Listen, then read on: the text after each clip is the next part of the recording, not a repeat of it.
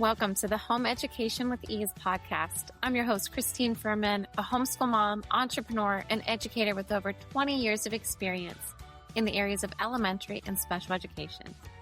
It's my mission to help you create lifelong learners and embrace a holistic approach to education at home.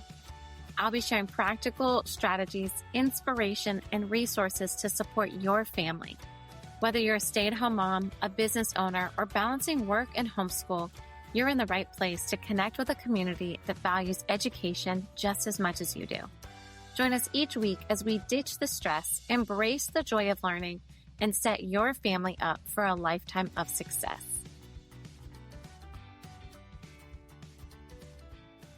Hey friend, welcome back to another episode of the Home Education with Ease podcast. I'm your host, Christine Furman, your home education expert.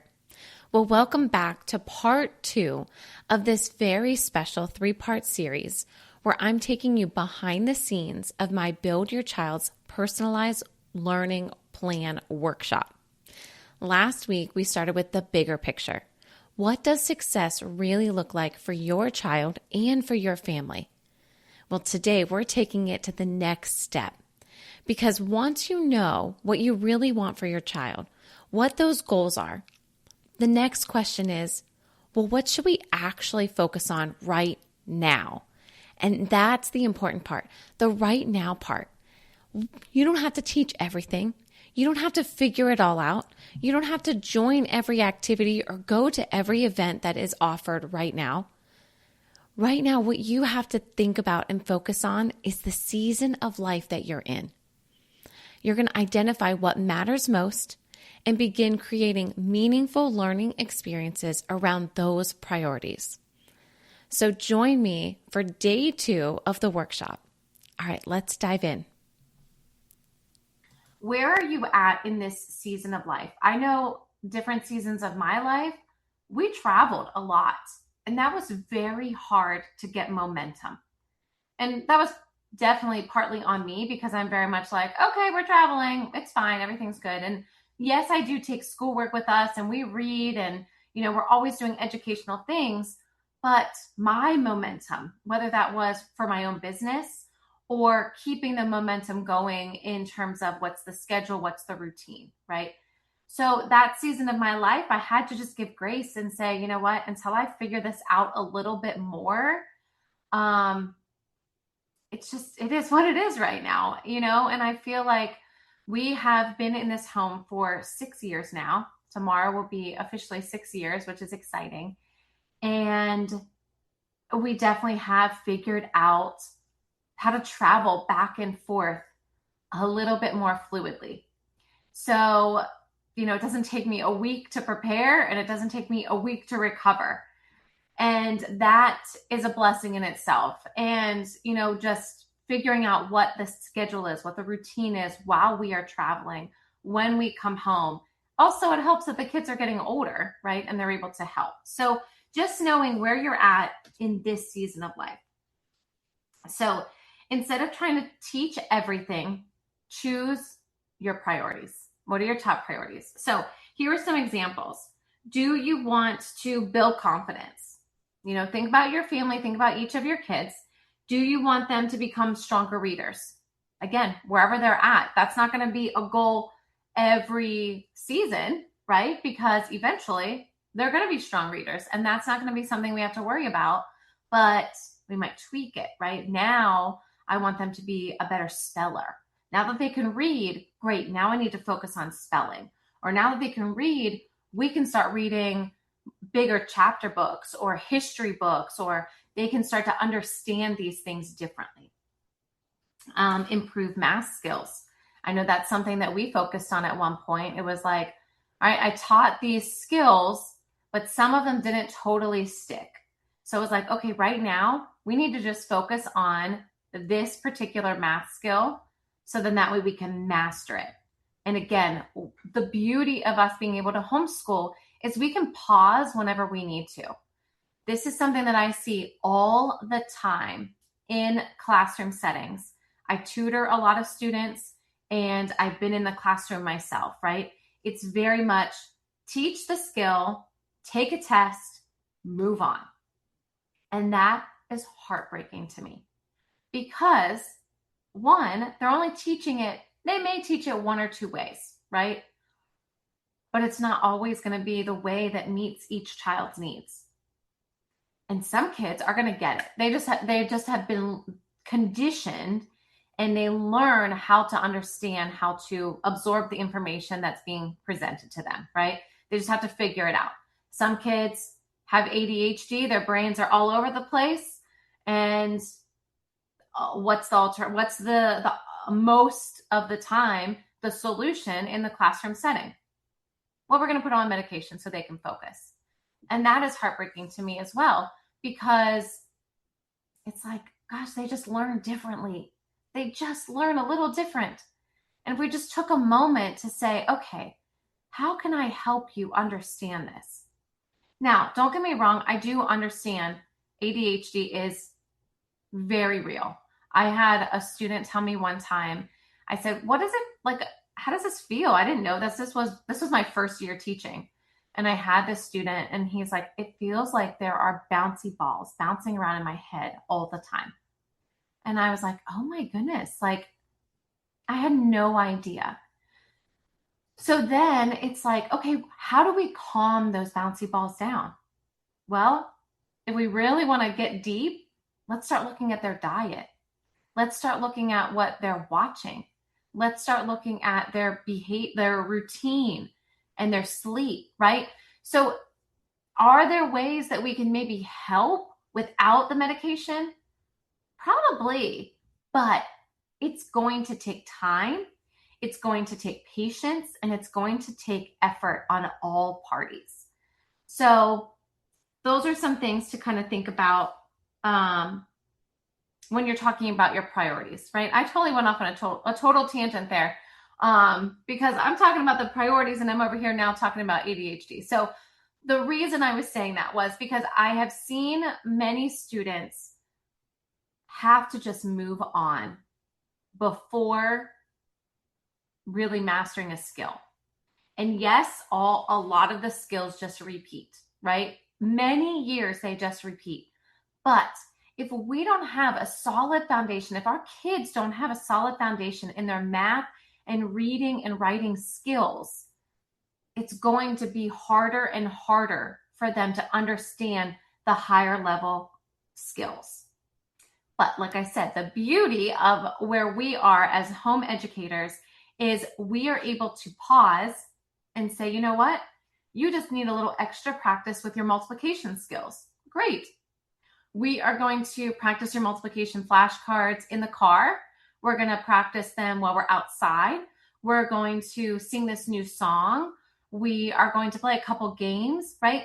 You then have the opportunity to say, how can I take this skill and make it meet your individual needs? How can I take this skill of practicing multiplication facts and make it fun for you and make it in a way that you understand? So that's the beauty of being able to, kind of pause when we need to. So what are your priorities? Let's go back to this. Let me focus back here for a second. Are they creating peaceful routines? Do you feel like there is chaos in your home? How can we eliminate some of that? How can we set up a routine and a system that is the same or close to the same daily, so then that way everyone knows what's expected. Everyone knows what's coming up. And they're able then to say, oh, okay, even though I slept in this morning, I know what my morning routine is. Even though, this event happened, I know that I have to complete these tasks, right? So having these routines in our home, even though things come up, right? Things happen all the time. Our schedules change, travel happens, kids get sick, we get invited to different events. Those things are going to happen. But if we have the main routine, we can always come back to it. Let's see what else. Spend more time outdoors, learn life skills, cooking, laundry. I was just talking to my husband today about the car, right? And I said, I could change the oil in my car. I could change my tire. I just don't want to, right? But I know how to do it. So I said to him, I said, when you do stuff with the car, I want you to take the kids and I want you to show them. Even if we don't typically change our own oil, even if we do take it to the shop to get the oil changed or the tires on it, right? My dad was a mechanic. I grew up knowing how to do all of these things. I welded under the car. I changed my oil. I could change tires. I could fix a lot of things because he had me come outside. I didn't always like it. I truly did not like it. I was very much the child that was like, I'm just going to have someone pay. I'm just going to pay someone to do this. But I believe that built up that independence and that confidence in me to say, but I could do it. And I think that's just kind of where I believe where we would want our kids, right? I want them to be so confident that they believe they could do anything. My kids just auditioned for Annie today, and I was talking to another parent, and they were like, "Oh, well, I don't know. They might be okay for this one. They might try this part." And I was like, "I want them to try it. Like, I want them to feel like they can go for the lead role and give it their all. And if it doesn't work out, that's okay. But I want them to be so confident that they feel like they can go for the big goals and see what happens, right? And then, yes, there might be a little disappointment if things don't happen. Last year, the kids were in theater for the first year. We were at Costco and we got the cast list, right? And I'm reading the cast list, and Ella got Timon and Alex got ensemble. So he didn't get a lead role, but he was in the play, in the musical, pretty much the whole time as ensemble, right? But he didn't understand that at the time. So Ella was ecstatic. She was so excited that she's going to be in this. This was our first musical, and she's Timon, right? And I'm on this side of the car, so excited and so happy for her. But then I have Alex on this side, upset. He wanted Zazu. He wanted Ed. He wanted a role. He wanted a part, right? And he didn't get it. And then I had to be over here, and I had to say, it's okay. It's okay. You tried your best. But this is your first year. You've never done this before, you know? So that was something that was easy, like exciting, but also hard at the same time for me. But then I also had to explain how they both were feeling. And I had to, talk to Alex about, yeah, we're not always going to get the part that we want. I just had this conversation with Ella today. We're not always going to get the part that we prepared for. And yes, it's hard. It's disappointing. It's upsetting. And, she was like, I just don't even know the word that I want to say for how I feel today. And I said, I understand, but in life, we need those moments sometimes. I want you to shoot for the stars, but understand you're not always going to make it. Understand that life is not always going to work out the way that you thought that it would. And that's okay. So kind of giving our kids those opportunities too. Whenever we're talking about skills with them. All right. So does anyone have any questions so far? Any questions, any thoughts? Is anything, any big takeaways? Like I said, if you guys are watching the replay, feel free to send me a message via DM or wherever I had been talking to you, or send me an email, and I would definitely love to get connected and chat more with you. All right, so we have step 4 now in our workbook. All right, it says building your learning plan. It says instead of asking what curriculum should I buy, ask what meaningful learning opportunities or experiences will help my children reach our goals. So we're going to look back at what some of our goals were, some of our priorities, and say, okay, this is really what I want them to be able to do this season. Of course, We still have our math skills, our reading skills, our writing skills, science. We have all of those. But what are the things that we want for them?